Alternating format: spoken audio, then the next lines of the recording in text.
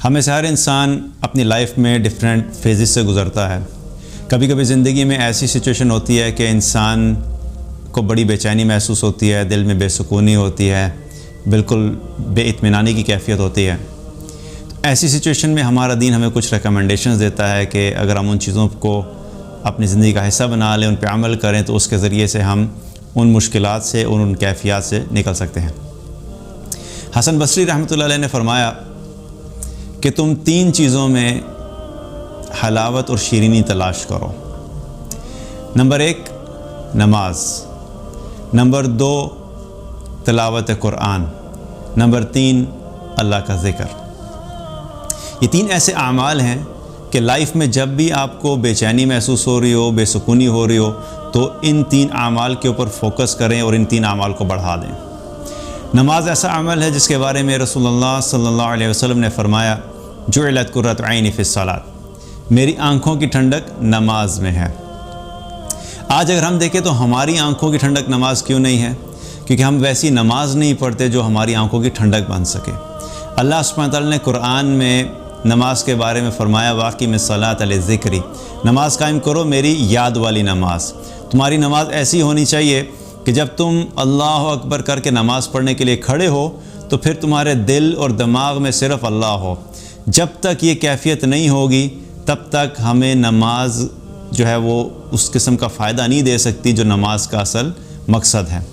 تو نماز پڑھیں، لیکن نماز ایسی ہونی چاہیے کہ نماز پڑھتے ہوئے ہمارا دل، ہمارا دماغ وہ اللہ کی طرف متوجہ ہو۔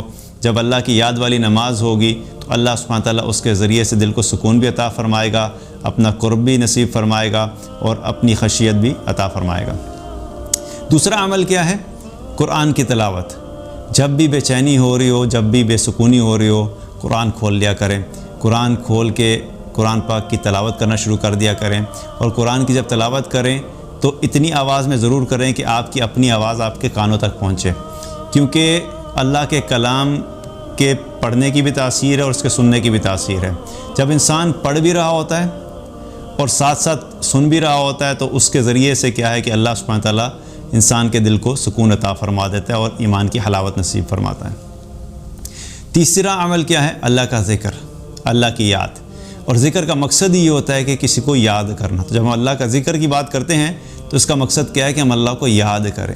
اللہ کو یاد کرنے کا مقصد یہ ہے کہ جب ہم زبان سے اللہ کی تسبیحات بیان کریں، جب ہم کہیں سبحان اللہ، الحمدللہ، لا الہ الا اللہ، اللہ اکبر، کوئی بھی ذکر کریں تو اس میں کیا ہے کہ دل اور دماغ میں یہ خیال ہونا چاہیے کہ میں کس رب کو یاد کر رہا ہوں، میں کس ذات کو یاد کر رہا ہوں، وہ اللہ کیسا اللہ ہے، اس اللہ کا خیال ہونا چاہیے۔ جب انسان اللہ کو سوچ کے اللہ کو یاد کرے گا تو اس سے کیا ہوگا کہ اس کے ذریعے سے بھی اللہ سبحانہ تعالیٰ جو ہے وہ ایمان کی حلاوت نصیب فرمائے گا۔